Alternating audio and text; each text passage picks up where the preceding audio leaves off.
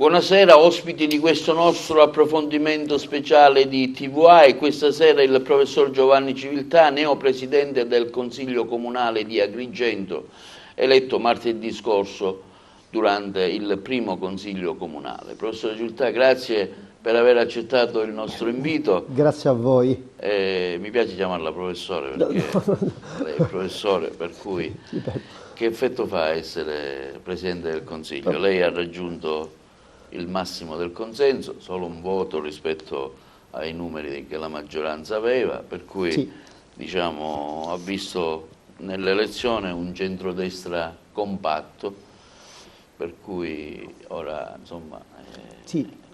le toccherà Dopo questa è la quarta consigliatura che mi ha visto per l'ennesima volta protagonista. Certo non sarà facile perché il ruolo del Presidente del Consiglio Comunale è un ruolo di grande responsabilità, è la seconda carica istituzionale sul Comune dopo la figura del Sindaco. È una carica che alcuni dicevano spettasse per de iure di diritto, ma non è così, perché l'elezione alla Presidenza del Consiglio Comunale è il frutto di diverse componenti. Si diventa Presidente del Consiglio Comunale non perché si prende un decimale in più o un decimale in meno, non è il risultato di una somma algebrica, ma è la sintesi, ripeto, delle diverse anime che compongono poi il centrodestra. A prevalere è sicuramente la storia, l'affidabilità. Su Giovanni Civiltà c'è stata poi la sintesi delle diverse anime che costituiscono il centrodestra. Diventerà bellissima una parte che è rappresentata in provincia di Agrigento dall'onorevole Savarino, che è vicina alle posizioni del capo del governo regionale Nello Musumeci. Dall'altra parte abbiamo la forza autonomista dell'onorevole Di Nola, che è stato diciamo, il grande tessitore. Abbiamo Fratelli d'Italia, che non ha un riferimento provinciale, non ha un deputato regionale, un deputato nazionale, ma ha il carissimo amico Lillo Pisano, è come se lo fosse, e dall'altra parte è il mio partito, il partito di Forza Italia, che rappresenta il partito di maggioranza relativa della compagine di governo. Su Forza Italia bisogna forse spendere, dottore Candela, qualche parolina in più. È stato un risultato eccezionale quello che ha raggiunto la lista di Forza Italia, siamo intorno al 12%. Se questo va confrontato con il dato delle ultime elezioni regionali del 20 settembre, vedi un po' quello che è accaduto nel Veneto, in Liguria, dove avevamo come candidato presidente della regione un ex forzista, in Puglia, in Campania, beh, la media ponderata ci porta a un 4-5%. Se guardiamo con attenzione a quello che è accaduto, lo straordinario risultato ottenuto da Gallo, ecco, mi si permetta questa sineddoche politica, l'onorevole Gallo non ama essere chiamato Riccardo onorevole, lui si definisce, è l'anima e il cuore del popolo agrigentino, ed è per questo che poi io ho sposato tempo addietro, ecco qui la causa di Riccardo. Dicevo che Forza Italia in provincia, sul comune di Agrigento riesce quindi a ottenere uno straordinario risultato, in controtendenza rispetto al dato delle regionali del resto del 12%, che è un dato che ci permette di essere il secondo in assoluto partito diciamo, del comune di Agrigento. Questo risultato è stato possibile ottenerlo grazie al contributo di Riccardo e grazie al contributo soprattutto di Filippo Gaggi, che è una persona molto vicina a Riccardo, e lo ha aiutato non poco a raggiungere questo risultato. Forza Italia diciamo, è stata determinante per l'elezione del nostro. Un dato in controtendenza, come assolutamente diceva lei, sì, ma guardi, quanto è stato merito anche dell'onorevole Gallo. Perfetto, le dico, perché dico attualmente le previsioni, cioè i sondaggi, ecco, sì, danno un Forza Italia insomma 6-7%, sì, allora, cosa vuol dire questa 12% voglio fare una riflessione, di Forza Italia? sì, voglio fare una riflessione con lei ad alta voce. Laddove Forza Italia non ha una classe dirigente forte, e facevo riferimento alle regioni del Veneto, della Liguria, della Campania, della Puglia, Forza Italia non ha un risultato eccellente, parlavo di un 4-5%, è un dato irrilevante. Lei ben sa, sia un partito grande o medio grande quando si va al di là dell'8%, questo è un po' l'asticella. Sotto di l'8% si va a un partito medio piccolo. Laddove invece Forza Italia ha una ottima classe dirigente, beh, il risultato è un risultato lusinghiero.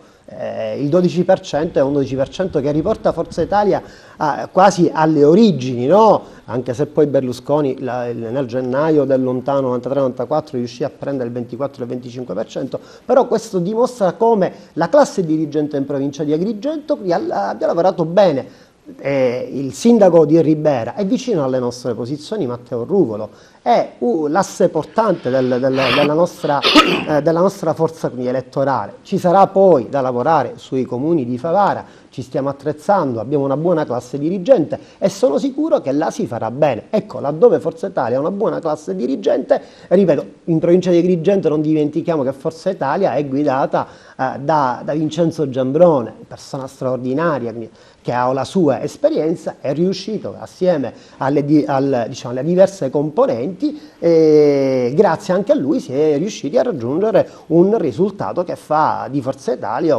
forse il principale partito. Ecco, utilizzo questo participio passato di uso sostantivato. Ecco, a questo bisogna aggiungere che Forza Italia è forse l'unica forza attrattiva.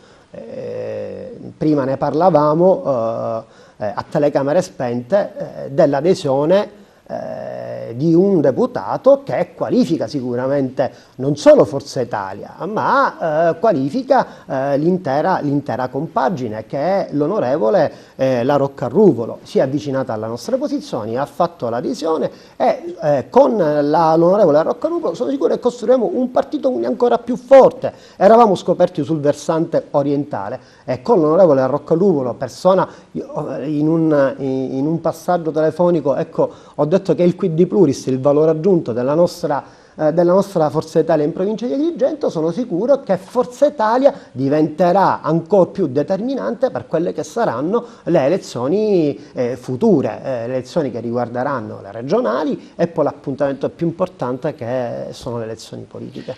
Allora, prima di continuare nel ragionamento politico, questa vittoria di Forza Italia ad Agrigento, questa crescita di Forza Italia ad Agrigento, questa vittoria ottenuta anche a Ribera con il sindaco Ruvolo, potrà essere capitalizzata in due direzioni per il mio ragionamento. Primo, a maggio si voterà, siamo a novembre, quindi qualche mese già, diciamo, se ci riscalda i motori verso le altre elezioni. Lei parlava Favara, io penso anche a Porto Empedocle, quindi paese anche del nostro amico Filippo Caci, sì. Per cui dico questa vittoria si capitalizzerà anche in questi paesi, sì. Ce ne sono anche altri. Secondo punto, si capitalizzerà questa vittoria e questa adesione anche dell'onorevole Margherita La Rocca Ruvolo in una presenza al governo regionale di Forza Italia nella persona di un esponente agrigentino? Una promessa che era stata fatta da Miccichè, ricordo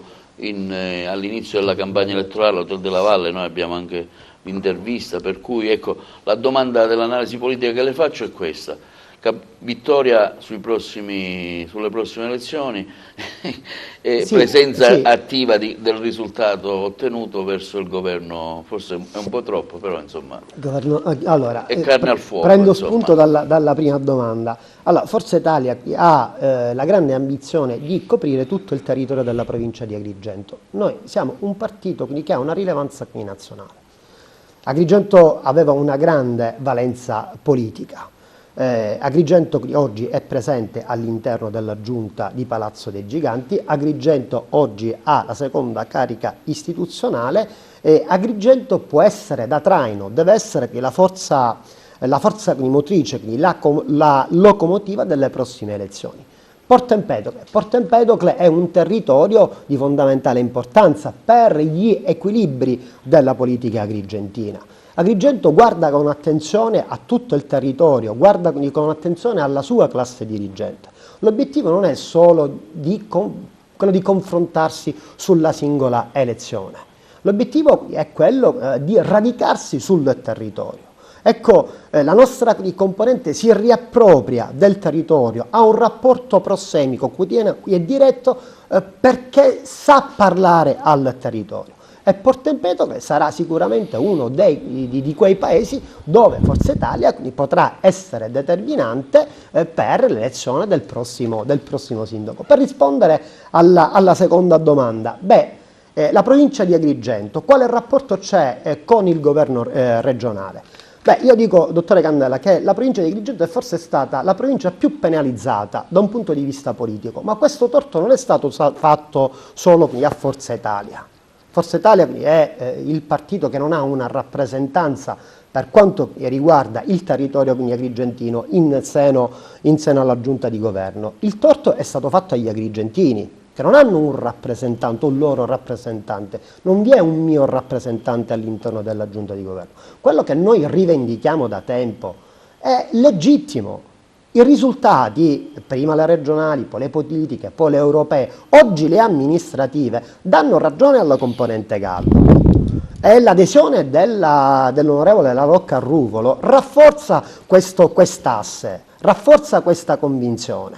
E sono sicuro che il nostro commissario regionale, il nostro leader, perché poi è un leader, Gianfranco Miccichè, saprà dare delle risposte, le giuste risposte che il territorio di Agrigento vuole, anche perché Agrigento ha dato molto a Palermo. In questo caso ha ricevuto ben poco e sono sicuro, io sono fermamente convinto che la componente di Riccardo Cavallo avrà un suo rappresentante in seno alla giunta regionale. Ma attenzione, questo non è un voler fare un favore a Giovanni Civiltà, a Riccardo Gallo, a Vincenzo Giambrone, alla La Rocca Arrufolo. È un riconoscimento che va al territorio della provincia di Agrigento. È un riconoscimento che va a chi si è speso perché Forza Italia fosse il primo partito della provincia di Agrigento. Di fronte ai dati, è un dato oggettivo, il 12%, due deputati, forse nessun'altra provincia media o medio-grande ha questa rappresentanza. Questo fortifica anche la guida di Gianfranco Miccichè, che ricordiamo è anche presidente dell'Assemblea regionale di Forza Italia in Sicilia, perché ricordiamo c'era stato un momento in cui si voleva sostituire la guida Miccichè. Dottore Candela, questo 12% di Agrigento, questa adesione dell'onorevole fortifica anche la guida di Gianfranco Miccichè, l'altra adesione dell'onorevole Caronini, sì, su Palermo. Ecco, questo cementifica ancora la guida di Forza Italia in Sicilia. Guardi, la leadership di Gianfranco Miccichè da parte nostra non è stata mai messa in discussione. Abbiamo sempre riconosciuto un ruolo a Gianfranco di Miccichè, quello di leader. E siamo sempre stati alleati e fedeli di Miccichè, e leali soprattutto. C'era una parte del partito, è inevitabile, gli organi di stampa lo hanno riportato anche a caratteri cubitali, che volevano fuori dal partito o in minoranza l'onorevole Gianfranco Miccichè. Noi siamo sempre stati dall'altra parte. Siamo stati sempre con l'onorevole Miccichè, perché gli abbiamo riconosciuto un ruolo, gli abbiamo riconosciuto soprattutto la leadership in Sicilia. Di attrito fra in Sicilia, l'unico leader riconosciuto è l'onorevole Gianfranco Miccichè. Non conosciamo altri leader. Sì, fu un momento. È ovvio che la minoranza vuol cercare di mettere in discussione, indebolire quello che è la posizione di Gianfranco Miccichè. Perché in un certo senso si dava la figura dell'assessore Armao, vicepresidente della regione, Armao un uomo che ha seguito Agrigento, insomma è stato presente ad Agrigento, lo si affiancava alla città di Agrigento. Armao è un uomo d'aria, poi si è ricombattato. Sì, è un uomo d'aria, sta facendo bene il suo lavoro nonostante mille difficoltà. Allora, la componente della provincia di Agrigento deve aver riconosciuto un ruolo, ma riconosciuto ruolo dalle urne. È il lavacro elettorale che ha stabilito che la provincia quindi di Agrigento spetta l'assessore regionale. Si è dato, noi siamo fermamente convinti. dato anche un deputato nazionale, ricordiamo, Gallo fece un passo l'onorevole indietro, Gallo era Bartolozzi. deputato nazionale, fece un passo indietro per la Bartolozzi, che è anche la compagna di Armao. Sì, è stata ricordiamo che la Bartolozzi venne anche qui ad Agrigento a fare campagna elettorale all'Hotel della Valle, giusto così, per fare un po' di revival. Una donna che ripeto, è stata eletta in questo collegio, è a Roma grazie al contributo determinante degli elettori della provincia di Agrigento. Presidente, si è ricombattato il centrodestra ad Agrigento, per cui al ballottaggio, però al primo turno no. Come mai? Non si poteva partire già uniti e arrivare direttamente, forse si capitalizzava di più. Allora, si è un po' andati così. Scusi, altro inciso, questa unione e compattezza del centrodestra si avrà anche nelle elezioni comunali di altri comuni? Guardi, perché insieme si vince, insomma. Sì, assolutamente. Ha mostrato che insieme si vince, per cui dico, quale potrà essere? Allora, per quanto riguarda il primo turno, noi avevamo un candidato che abbiamo condiviso con gli altri, con Diventerà Bellissima, con l'UDC, che purtroppo quella forza moderata e popolare che non è riuscita a superare lo sbarramento del 5%, è rimasta fuori dall'emiciclo consiliare. Allora, Zambuto, che sicuramente non era l'homo novus della situazione, il Mario della situazione, ha ottenuto un grande successo. Dove sta l'abilità degli autonomisti? Nell'aver scelto un candidato nuovo, perché l'agrigentino, sia al primo che al secondo turno, premia la novità, al di là dell'aspetto politico, dell'aspetto burocratico amministrativo del progetto, ha voluto o almeno ha scelto il nuovo rispetto quindi al vecchio che in quel caso era rappresentato dall'uscente onorevole Firetto. Per quanto riguarda, per dare una risposta alla sua seconda domanda, il centrodestra, l'hanno detto le ultime elezioni, se compatto riesce ad andare oltre la maggioranza. Io sono sicuro che questo schema, che poi è lo schema che ricalca il governo regionale con la forza autonomista, la forza liberale riformista di Forza Italia, la forza sovranista di Fratelli d'Italia e il partito o il movimento del governatore siciliano, riuscirà a vincere le prossime competizioni elettorali. Ma questa è una proiezione che possiamo dare anche a livello romano, perché c'è un dato certo, che le prossime elezioni regionali nel 2023, subito dopo l'elezione del Presidente della Repubblica, verranno vinte dal centrodestra. Certo, bisognerà capire con quale schema e con quali leader, bisognerà un po' oleare la macchina. Continuando l'analisi del voto, prima di entrare nello specifico del suo compito all'interno della Presidenza, ecco, lei ha avuto anche parole un po'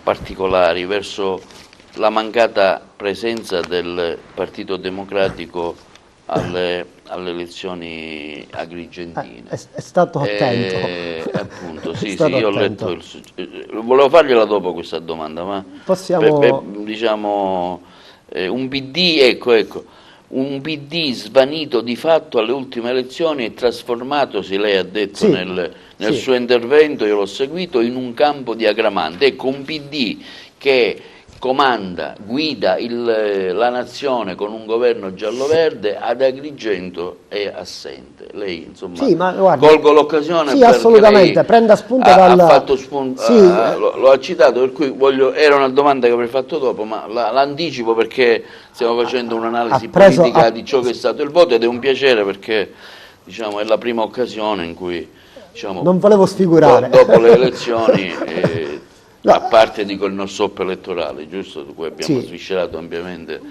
però dico ora a mente fresca, con l'elezione del Consiglio, insomma la nave si è messa in moto, per cui ecco, approfitto anche di questa. Si è notata l'assenza del PD? No, guardi, come ha detto giustamente lei, è stato bravo a prendere gli appunti. Io ho definito il PD come un campo di aggramante, no? Facendo riferimento al re saraceno. Beh, il PD oggi in Sicilia, l'Agrigento in Sicilia non c'è, è un terreno arido, non ha classe dirigente, non ha un progetto. È la dimostrazione del fallimento alle elezioni, ma non stiamo analizzando le elezioni con tutto il rispetto di Baucina, Valle d'Olmo, Ramacca o qualsiasi altro paese della regione siciliana. Agrigento è un capoluogo di provincia, l'elezione di Agrigento ha un alto valore simbolico. Becchi non presentare le liste del PD, come ha detto giustamente lei, che è un partito di rilevanza nazionale, è uno dei principali partiti del governo che oggi guidano la nazione, non si è stati capaci di presentare la lista del PD. Non c'era un partito che rappresentava l'anima sinistra della politica agrigentina, per quanto possa essere di minoranza. Ecco, quindi, a me fa molta paura, perché per il buon funzionamento della democrazia serve anche un partito riformista che sostituisca assolutamente l'antipolitica. L'abbiamo visto il fallimento dell'antipolitica, no? Forti nella protesta e deboli nella proposta. Purtroppo il PD oggi non c'è. Beh, è solo un acronimo di partito democratico. Non riusciamo quindi a capire quali sono, quali sono i contorni politici. Se io le dovessi chiedere qual è la classe dirigente del PD, quali sono i progetti, quali sono i contenuti, quali sono quindi le idee. Beh, quindi è un'equazione con tante incognite. Beh, purtroppo, ripeto, quella parte della sinistra si è un po' adombrata sulle posizioni dell'onorevole Filetto, che sembra spostare il suo asse politico verso sinistra. È inevitabile la lettura quindi, che diamo dei fatti. Ricordiamo che è venuto il ministro Provenzano l'ultimo giorno della campagna elettorale.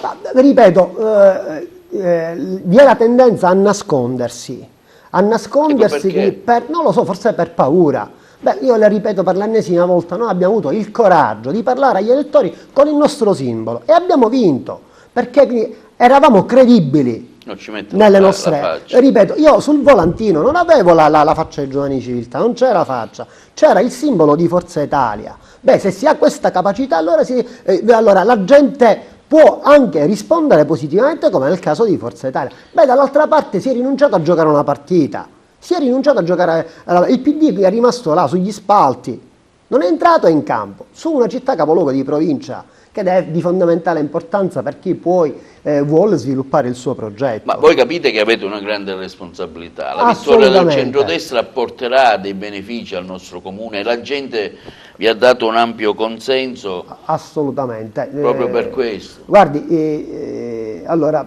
sì, è vero, abbiamo delle grandissime responsabilità, perché non è facile governare. Io in queste 3 consigliature sono stato all'opposizione. Beh, fare politica all'opposizione risulta molto più semplice, anche se io poi non ho responsabilità di governo, non sono all'interno in prima persona, non faccio parte del processo decisionale, però è inevitabile che la mia componente Forza Italia oggi è chiamata ad assumersi le responsabilità. Il nostro sì, il nostro accordo, il nostro apparentamento presuppone l'assunzione di responsabilità e noi attraverso la nostra deputazione regionale, attraverso i nostri assessori regionali cercheremo di dare un contributo a questa città. Non possiamo scappare, voltarci dall'altra parte, nella maniera più assoluta, e sono sicuro che farà così l'onorevole Di Mauro, l'onorevole Savarino, Fratelli d'Italia, che hanno un assessorato di tutto rispetto, di tutto rilievo.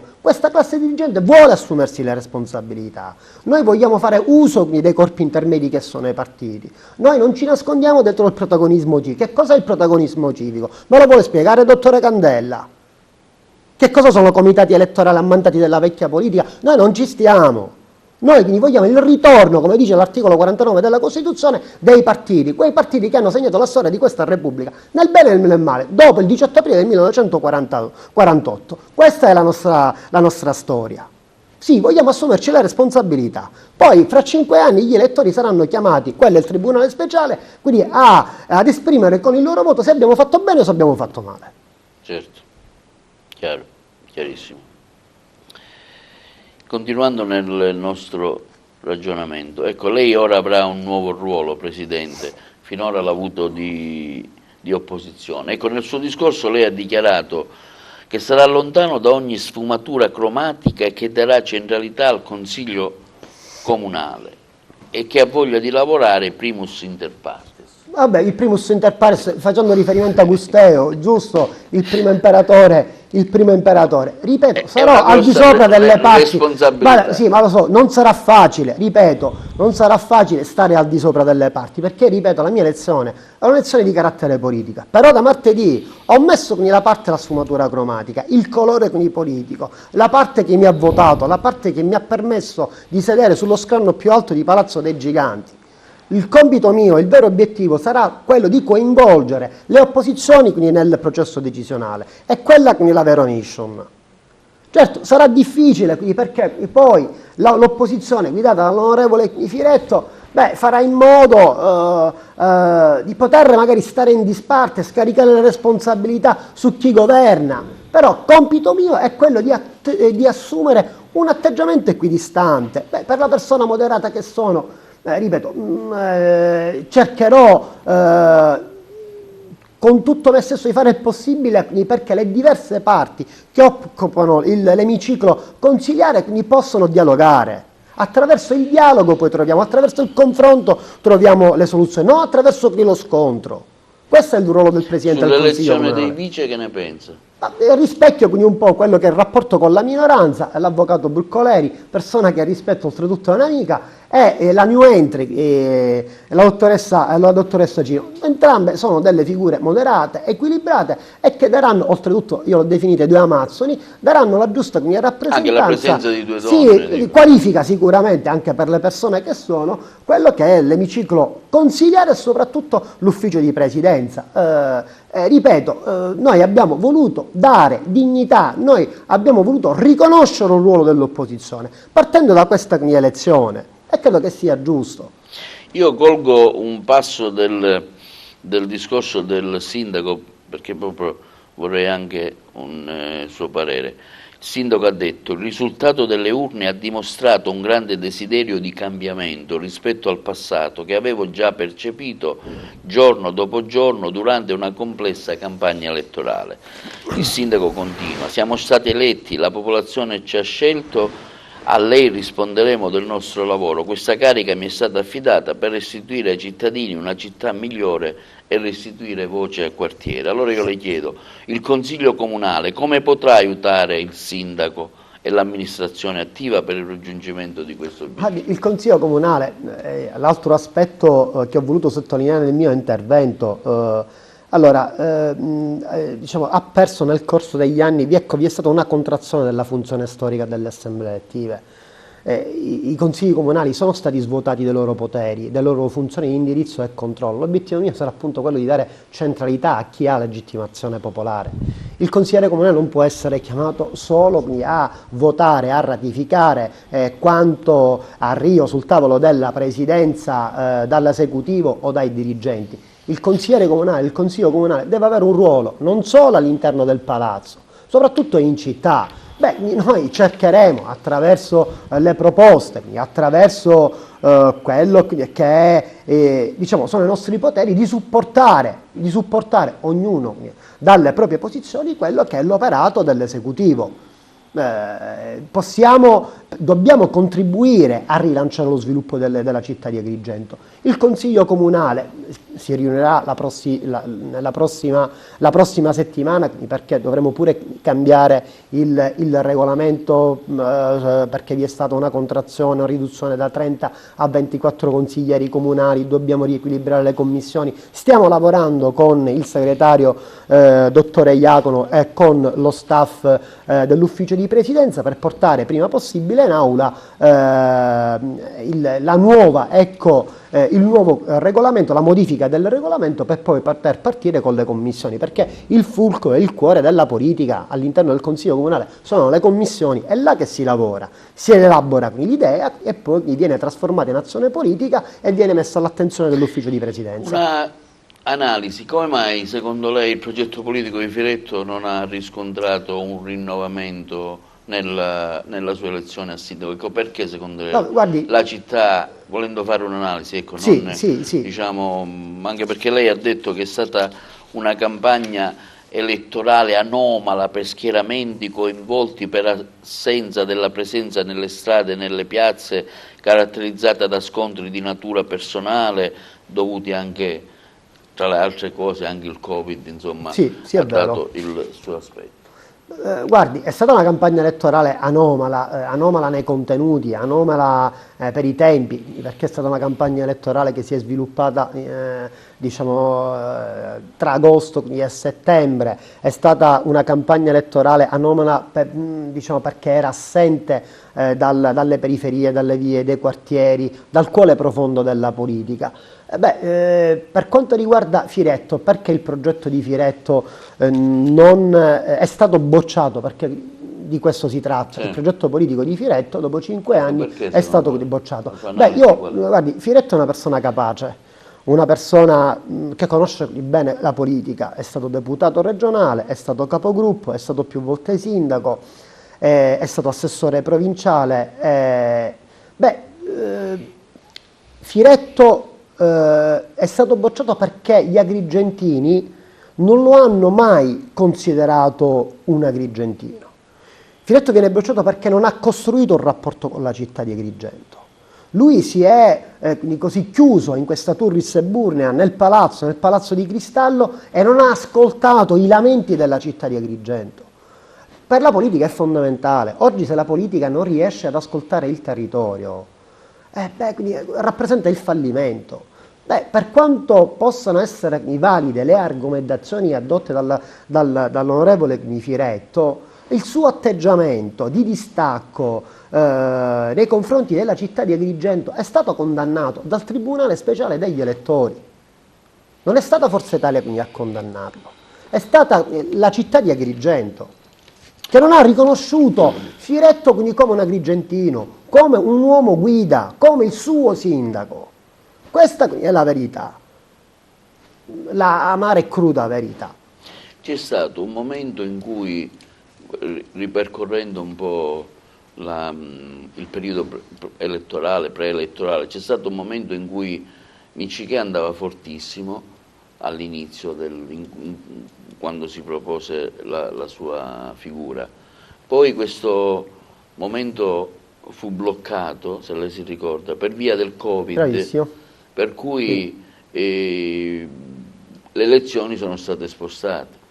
Questo momento del Covid è stato gestito dal sindaco Firetto e poi si andò alle elezioni. Allora, come anch'io sono un cittadino, per cui anch'io cammino e sento, si pensava che questo avrebbe rafforzato tantissimo il sindaco Firetto, questo periodo di Covid in cui ricordiamo tutti i sindaci ogni sera dicevano la loro, i fondi che arrivavano per diciamo, l'emergenza Covid.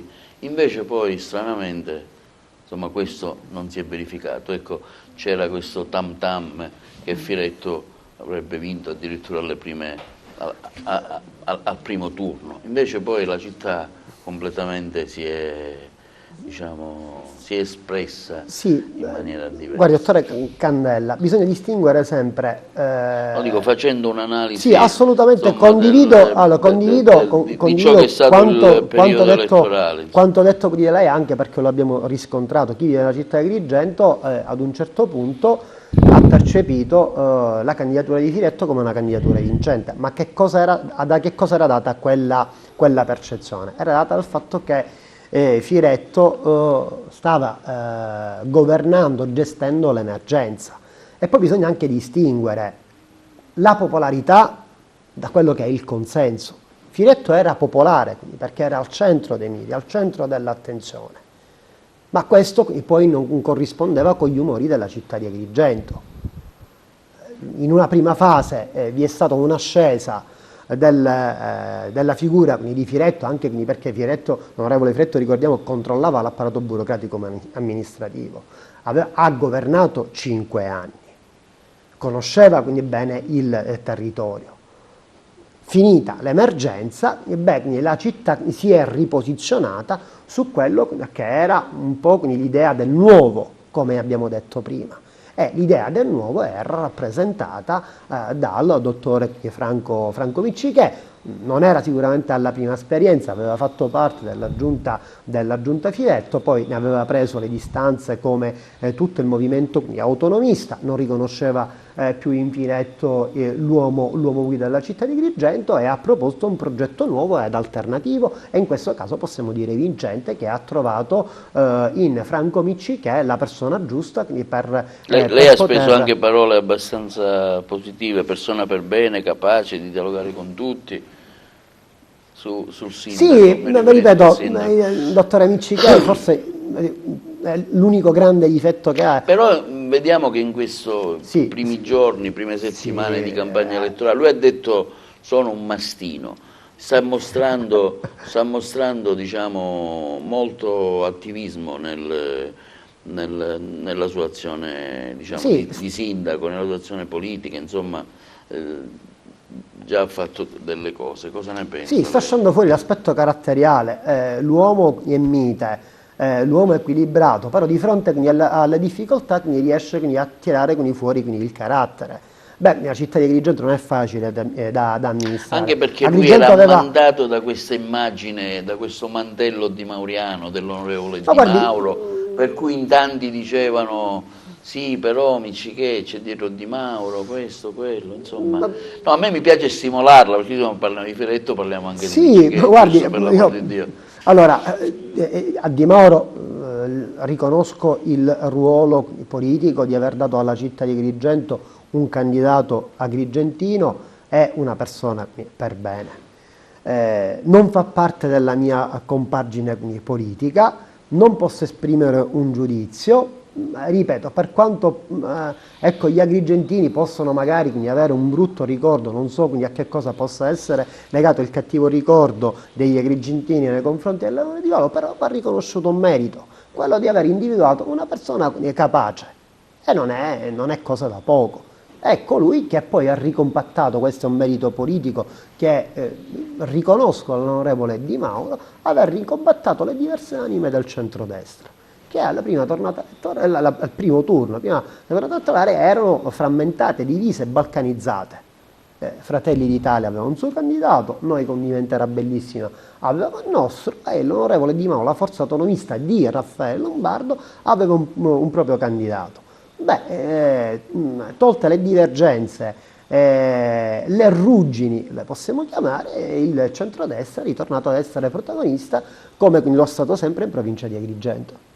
Lei ha avuto parole abbastanza meritevoli verso l'onorevole Di Mauro, definendo l'anima profetica e oracolare di questa impresa. A lui, cito sempre un pezzo del suo intervento, il grande merito di aver dato alla città un agrigentino e un professionista innamorato della sua terra.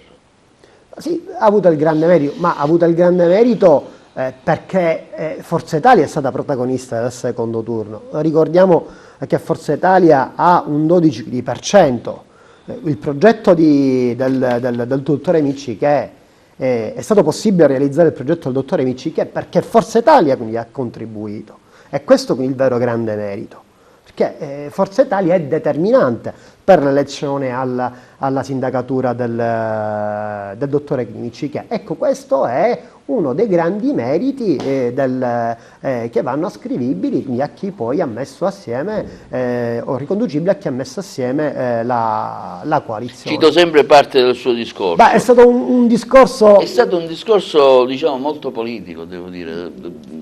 Insomma, ma bisognava dare un taglio politico, perché io sono figlio della politica, non sono figlio del civismo o dell'antipolitica. Attenzione, ma lo dico sempre, il mio percorso di crescita è stato un percorso all'interno dei partiti, ma attenzione, a cui riconosco anche una funzione pedagogica. Certo, non ci sono più quindi la Camilluccia delle Frattocchie, chi ha vissuto in quegli anni, quindi magari può spendere qualche parolina in più. Questo magari è uno dei miei obiettivi, no? Riuscire a E c'è un po' di rammarico secondo lei? Nei confronti della vecchia... Sì, io ho sempre, anche per motivi professionali, per motivi di studio, io sono un grande appassionato della storia dell'Italia contemporanea, quella che va dal 1861 in poi fino al crollo del muro di Berlino. Beh, io riconosco un grande merito ai partiti, Beh, sono stati i partiti a superare la fase della dittatura fascista, sono stati i partiti a dare vita alla resistenza, sono stati i partiti a contribuire ad ancorare il paese Italia a quella che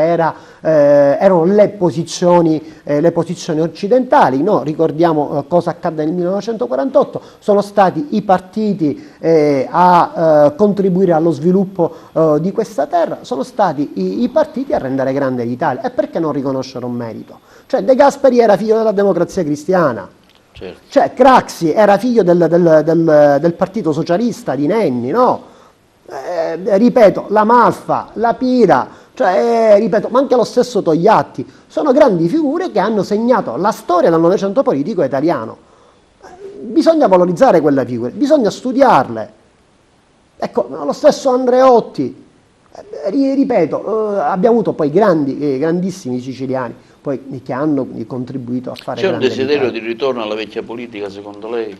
Ma guardi, io non so che forza hanno i progetti nostalgici, perché poi, ripeto, è stato possibile in quegli anni magari interpretare una politica diversa perché avevamo un contesto sociale. Beh, l'auspicio, l'augurio mio è quello di ridare forza ai partiti, perché come dicevo prima io do una funzione pedagogica, quella di formare, far crescere il ragazzo. Oggi il politico dove si forma? Nelle università, dove si forma? Per strada, non ci sono più i luoghi deputati. Lasciamo stare che le sezioni di partito che appartengono a un'era quasi giurassica, geologica. Il problema è chi vuole fare politica oggi non riesce quindi a farla perché mancano i luoghi deputati. Ma su internet, su Facebook, vediamo un po' quello che accade in quel partito che oggi purtroppo governa il paese, i 5 Stelle, si diventa deputati solo per un click. È inconcepibile. Cioè la politica risponde a altre logiche. Beh, tristi figuri descolarizzati io li ho definiti. Cioè la politica richiede di preparazione, studio, Diciamo che approfondimento, la lettura. Forse nessuno di loro legge un quotidiano, non sa che cosa sia un editoriale o un articolo di terza pagina, un articolo di fondo di spalla. Ecco quindi perché la debolezza oggi l'Italia non ha un ruolo più nel Mediterraneo, nella politica internazionale, perché non ha classe dirigente. Vogliamo quindi analizzare la classe dirigente che governa questo paese? Beh, ci rendiamo conto che l'Italia ha un ruolo quindi perché ha quella classe dirigente. Però lei diceva il tribunale Ma attenzione, ti ha fatto vincere, ma attenzione, è un periodo assolutamente, storico io ho sempre rispettato, cui, dottore Candela, io ho sempre rispettato il risultato elettorale. Ma attenzione, ora stiamo vedendo cosa stanno facendo. Ma io alla Prima Repubblica do anche delle responsabilità. Quella di non aver creato classe dirigente. L'antipolitica è figlia, è frutto di che cosa? Della cattiva politica. La gente, se ha la possibilità, sceglie la politica. La politica è quella che dà una visione, un orientamento, la politica dà una soluzione. Ma l'antipolitica è destinata a morire, perché i processi quindi vanno governati dalla politica. Altrimenti si rischia di essere governati dai processi. Stiamo vedendo anche i risultati recenti delle elezioni, insomma, abbiamo visto un fortissimo calo del partito dei 5 Stelle. Ripeto, forti nella finito forse il nella proposta del voto di pancia. Forti nella protesta. Si sta ritornando al ragionamento forse. Sì, forti nella protesta ma deboli nella proposta. Laddove i 5 Stelle sono stati messi alla prova, hanno fallito. Ma in qualsiasi quindi comune non c'è stata una sola riconferma. Beh, non sono stati in grado ad Agrigento di superare lo sbarramento del 5% e quello segna il fallimento della politica. Stelle cadenti.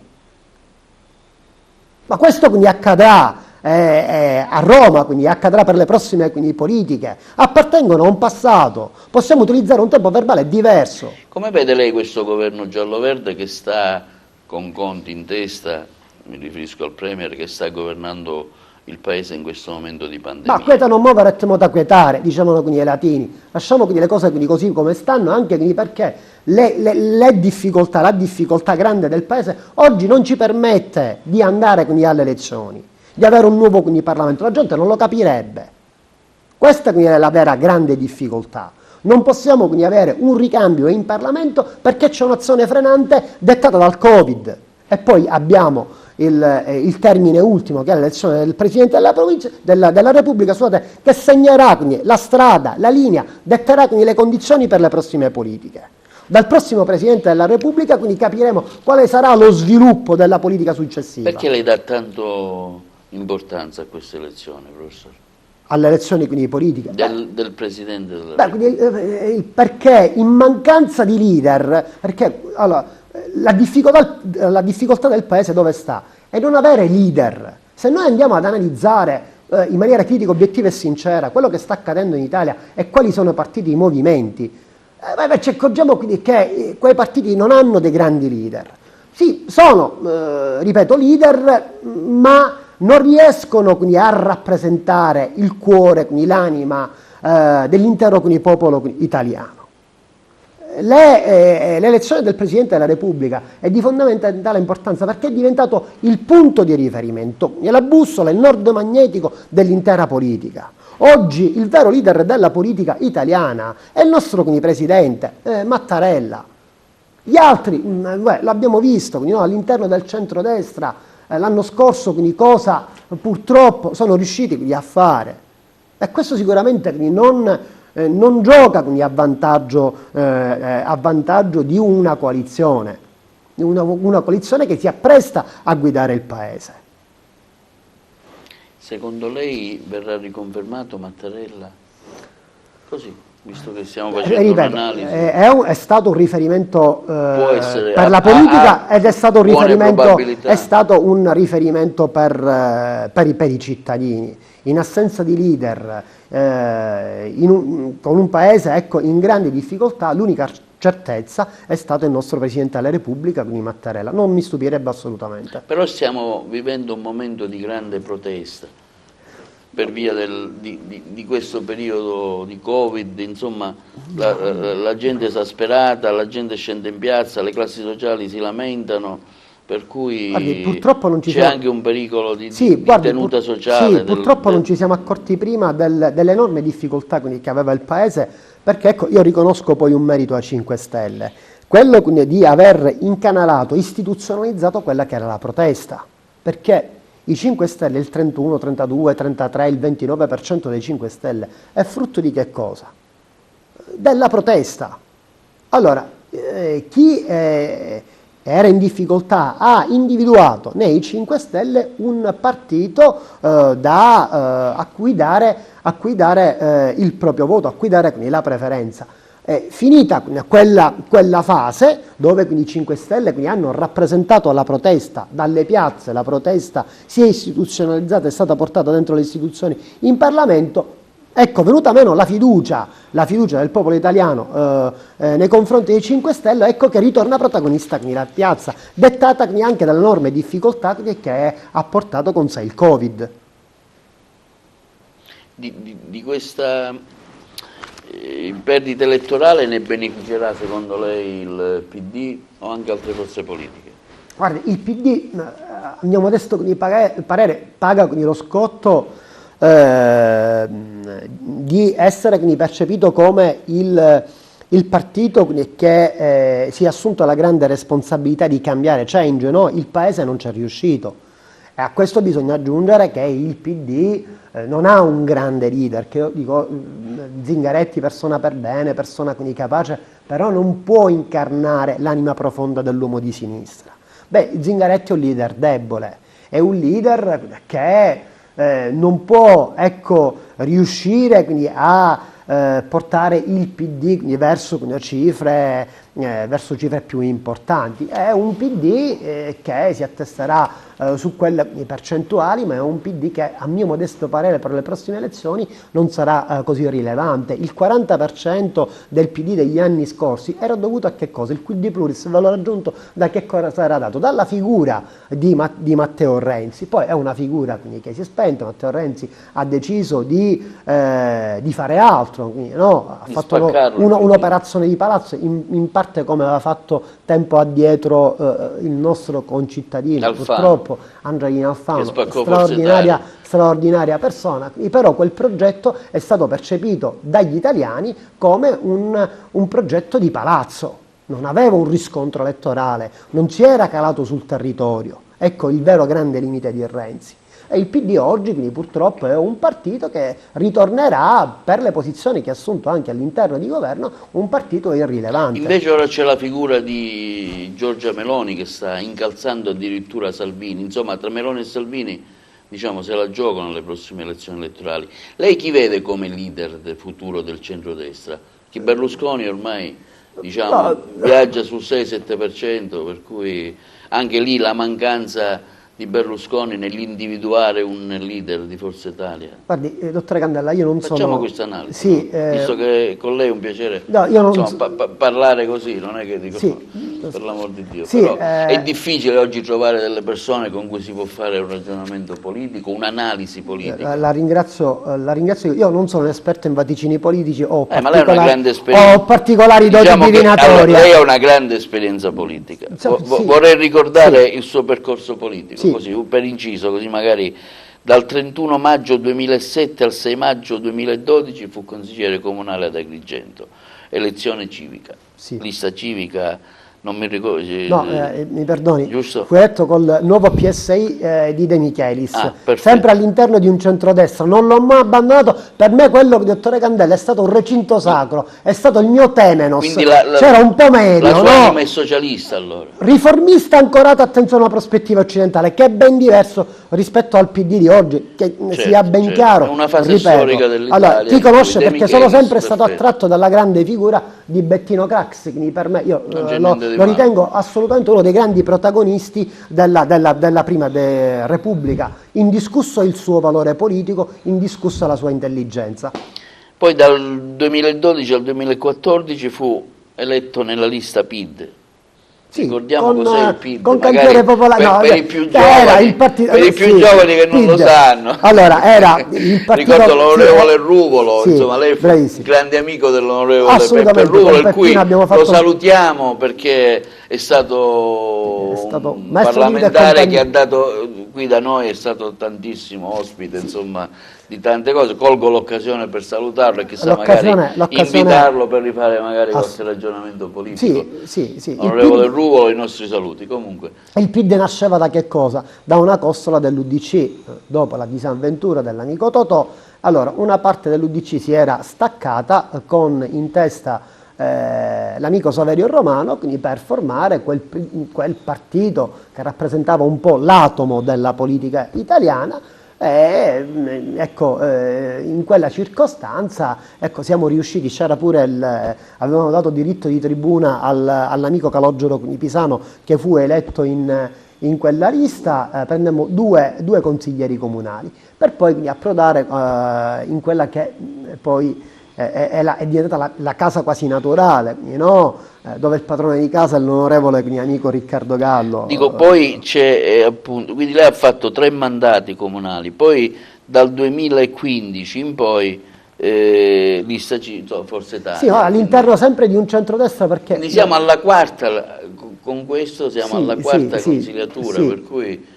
Dico, anche il ruolo di presidente. C'era l'esperienza fatta, ricordiamo, l'esperienza fatta nel gabinetto... Un curriculum di tutto il rispetto. No, non dimentichiamo l'esperienza fatta nel gabinetto del vicepresidente della regione, il professore Armao. Ho avuto il piacere di collaborare con l'assessore nel corso tra il 2019 e il 2020. Poi, per ovvie ragioni chiamo professionali, perché ero in aspettativa, ho dovuto lasciare il 31 agosto alla fine dell'anno scolastico, perché l'aspettativa era per l'anno scolastico, e ritornare, ripeto, a confrontarmi con lui. Il politico non deve mai avere paura delle urne. Certo. Assolutamente. Però ecco, questo era un inciso per fare un'analisi del leader di centrodestra. Sì, mi sono ritagliato un piccolo spazio, sempre. Quindi chi sarà il leader di centrodestra secondo lei? Magari oggi... La Meloni o Salvini? Salvini forse sta iniziando a perdere un po' di terreno. Allora, Salvini è riuscito... La Meloni riesce forse a interpretare di più il sentimento... Allora, hanno due modi di concepire la destra. Però in quest'ultima fase c'è una sorta di... Hanno due modi di concepire la destra. Salvini ha saputo interpretare... L'alveo è sempre quello. Sì, assolutamente c'è un travaso di voti tra Salvini il principio dei vasi comunicanti. E la Meloni. Come lo analizza lei questo? Guardi, dottore Candella, Salvini ha saputo interpretare quello che è il sentimento forte dell'opinione pubblica. Ha saputo parlare quindi, alla pancia quindi, del paese e i risultati poi lo hanno in parte premiato. È un'idea di destra populista, quindi, no? Ben lontana dall'idea di una destra moderata, quindi europea, che può avere Forza Italia, perché Forza Italia poi si colloca quindi come è la parte centrale, centrista all'interno di un'area sovranista. No? È il partito che riesce a dialogare rispetto quindi, alle due altre forze, la parte populista della Lega e la parte sovranista di Fratelli d'Italia, riesce quindi ad avere un rapporto diretto con quello che è la politica europea. Beh, il partito della Meloni è un partito sicuramente in crescita. Beh, la Meloni rispetto quindi, al Salvini rassicura di più, sia nel genere perché è una donna, no? E sia quindi perché ha un linguaggio, uno stile linguistico diverso rispetto quindi alla politica vociante, no? Di Salvini stesso. Io credo che a questa coalizione manca qualcosa, manca un grande partito. Manca. Berlusconi sta cercando in questo momento di dialogare un po' con le forze di governo. Ma sta nella... C'è un tentativo. Ma sta nella natura di Berlusconi, perché Berlusconi è un moderato. Berlusconi vuole il bene del paese e capisce che il paese è in grande difficoltà. Vuole aiutare, sostenere quella che è l'azione debole del governo. Cioè Berlusconi non ha bisogno di riposizionare le sue truppe in una compagine di governo, assolutamente no. Forza Italia non ha bisogno di quello. Oggi Forza Italia vuole dare un contributo, non vuole essere protagonista del fallimento di quell'asse 5 Stelle e PD, nella maniera più assoluta. Noi vogliamo dare un contributo a questo paese, siamo responsabili, i veri responsabili siamo noi, perché abbiamo visto le enormi difficoltà che incontrano le forze di governo e vogliamo cercare di dare, attraverso le nostre idee, attraverso la nostra azione, quello quindi Sì, prego. Sì, quello che è un contributo fattivo alla rinascita di questo paese. Perché tanti esponenti di spicco di Forza Italia in quest'ultimo periodo stanno cercando altri lidi, cercano altri lidi? Ma guardi, non mi lo stesso Toti, no? Toti ha fatto il suo movimento, è diventato presidente della regione Liguria, dico, Berlusconi è stato il creatore di Toti, lo stesso Fitto in Puglia per esempio, con Fratelli d'Italia. Allora, sono due soggetti... Tanti soggetti stanno emigrando verso altri lidi, insomma, come vede questa fuga da Forza Italia? Perché c'è, è inutile nascondere. È ovvio che c'è una diaspora, un'emorragia, su quello non possiamo assolutamente girarci dall'altra parte. Però gli dicevo, laddove la classe dirigente è debole, il risultato elettorale... Quale colpa dà lei a Berlusconi? Berlusconi è quello di non aver... Di questo? Che vuole essere solo lui il leader? No, purtroppo Berlusconi non ha avuto la fortuna, io la chiamo fortuna, non capacità, la grande fortuna di incontrare sulla sua strada una persona leale, una persona che potesse poi rappresentare la sua politica negli anni a venire. Quindi poteva farlo o per successione dinastica, no? Di padre in figlio. I figli hanno detto I figli hanno deciso per un motivo o per l'altro, perché poi si sono occupati delle aziende, hanno preferito il lavoro alla politica, anche vedendo un po' quella che era stata la persecuzione giudiziaria, l'accanimento, io lo chiamo, nei confronti del mio leader Silvio Berlusconi. Per successione dinastica, quindi è la prima, o per adozione, un po' come si faceva nell'impero romano. Berlusconi ha cercato di adottare un leader. Purtroppo quel leader non ha avuto, e questo è il mio grande rammarico, non ha avuto... Parliamo di Alfano, ecco. Sì, purtroppo non ha avuto, la forza di rimanere fermo, perché Angelino Alfano ha una grande capacità di elaborazione del pensiero politico, persona straordinaria, però ha sbagliato. Berlusconi ha dato molto ad Alfano, però se fosse rimasto un po', ecco, fermo, quindi là, le cose sarebbero andate in modo sicuramente diverso Allora, per Alfano e forse anche per Forza Italia. Abbiamo gli ultimi minuti e le vorrei fare due domande, se lei Sì. mi risponde velocemente, perché il nostro tempo si sta esaurendo. Allora, un'analisi sul voto politico americano che ha visto la sconfitta di Trump verso Biden, e questo, insomma, Trump ancora non vuole lasciare, insomma, però dico, un'analisi come cambierà la politica, diciamo, anche verso la nostra Italia, non so, guardi, che tipo di allora, riflusso avrà, ecco, quindi, guardi, l'Italia dal 49 in poi è sempre stata, quindi, ancorata ad una logica occidentale, dal 49, dalla Nato in poi, e ha guardato sempre con grande attenzione a quello che è il riferimento delle democrazie occidentali americane, indipendentemente, quindi, dal partito repubblicano o dal partito democratico, perché allora abbiamo un bipartitismo rispetto al nostro bipolarismo, al bipolarismo europeo. Trump è un uomo che nella prima elezione ha un po' rappresentato quella che era la reazione da parte degli americani ad una politica che non aveva quindi saputo interpretare il sentimento forte dell'opinione pubblica. E gli americani, investiti da questa profonda crisi, hanno messo in discussione la leadership di un Trump che ha parlato solo ad una parte del paese, non ha parlato agli americani. Questo, ecco, è il vero grande limite di Trump. Trump nel corso del suo mandato ha parlato solo ad una parte del paese.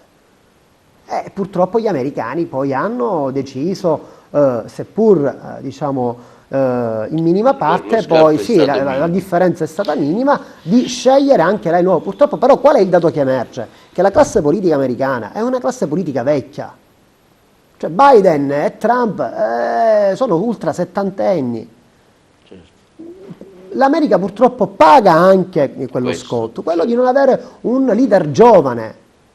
Forse gli europei sono un po' più avanti, quello francese, anche la stessa Italia, ripeto, forse un po' meno l'Inghilterra, ma è tipico dei paesi anglosassoni. Bisognerà capire cosa accadrà in Germania. Purtroppo, ecco, gli americani hanno scelto forse l'uomo che poteva rassicurare di più il sentimento americano.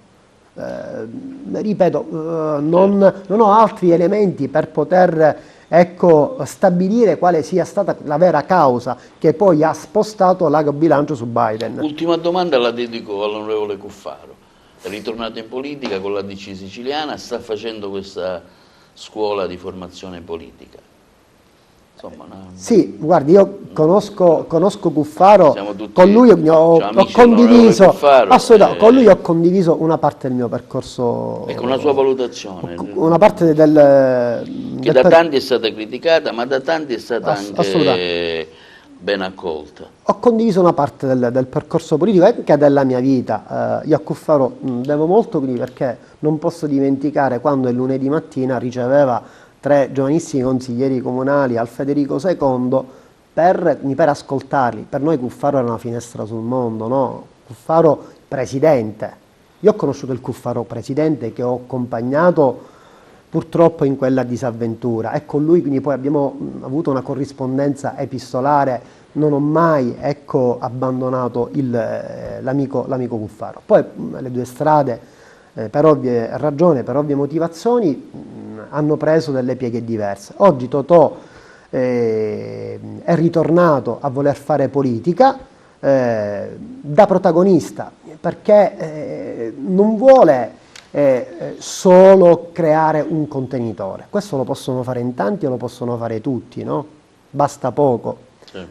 Vuole creare una classe dirigente. È quello che apprezzo dell'onorevole Cuffaro.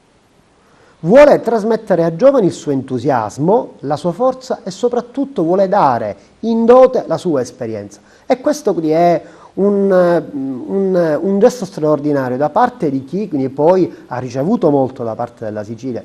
I siciliani lo hanno acclamato, la sua è stata un'acclamazione, non è stata un'elezione. Oggi purtroppo, sappiamo tutti, non possiamo riavere Cuffaro come protagonista per diverse motivazioni, però vuole andare oltre, vuole costituire una scuola di politica. In pochissimi hanno fatto quindi questo, hanno tentato di mettere su una scuola politica. Io gli auguro diciamo, le migliori fortune, ma non so quindi le migliori fortune quindi ai ragazzi, le migliori quindi fortune a chi deciderà poi di accompagnarlo in questo lungo percorso. Noi le auguriamo anche le migliori fortune nella guida della Presidenza del Consiglio Comunale di Agrigento, e sperando che lei sia da stimolo e da pungolo verso l'azione politica di questi consiglieri, sia diciamo, che fanno parte della maggioranza che fanno parte dell'opposizione, Presidente. Io vi ringrazio per avermi ospitato, questa è la prima, lo possiamo dire, la prima intervista. Io allora, devo essere sincero, sì, è che cerco di fare un'intervista a lei tanti anni, non ci sono mai riuscito, mi fa piacere che ci sono riuscito nel corso. Sì. No, gliela volevo fare prima come ne rivendica la paternità, consigliere di opposizione, perché sì, lei diciamo, ha espresso durante il suo mandato di opposizione parecchie critiche insomma, a chi governava prima. Una critica sempre costruttiva. Sempre costruttiva, moderata e poi anche ponderata anche dagli aspetti politici accentuati, ecco, non era una critica fine a se stessa. Assolutamente no. Le facciamo i migliori auguri, ringraziamo in bocca al lupo per la vostra trasmissione. Grazie, ringraziamo i nostri telespettatori, ricordo sempre che questa trasmissione si può vedere su TVA, canale 92 in tutta la Sicilia e poi sul nostro canale YouTube e anche su Facebook. Grazie, una buona serata. Grazie Presidente, buon lavoro ancora. Grazie mille, una buona serata.